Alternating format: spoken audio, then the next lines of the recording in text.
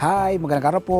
Update lang po ako yun sa aking mga tanim na papaya. Itanim ko po ito sa timba through seeds, direct planting. Ngayon po ay nagsisimula na yung kanyang pagpa-flower. Mula po ng ating maitanim ito, nasa ano na po ito, nasa 2.5 months.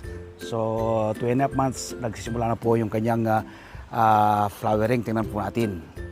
So yun po yung mga flower, yan, nakita niyo po yung mga flower na lumalabas na.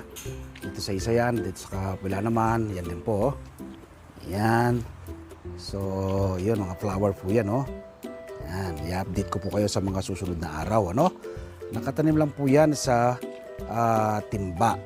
Red Lady papaya po yung aking variety na tinanim yan. So yan po, nasa dalawang timba po sila. So kahit hindi po ganong kalakihan, yan po, nag-start na po yung kanilang flowering. Ito ang aking mga tanim na papaya sa timba.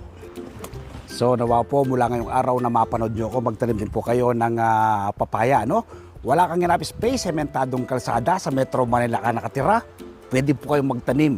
Tulad po ng aking ginagawang pagtatanim sa timba. Ano po bang makukuha po ninyo kapag kayo nagtatanim ng sariling pagkain, lalo na po itong papaya? Una po, makakatipid ka.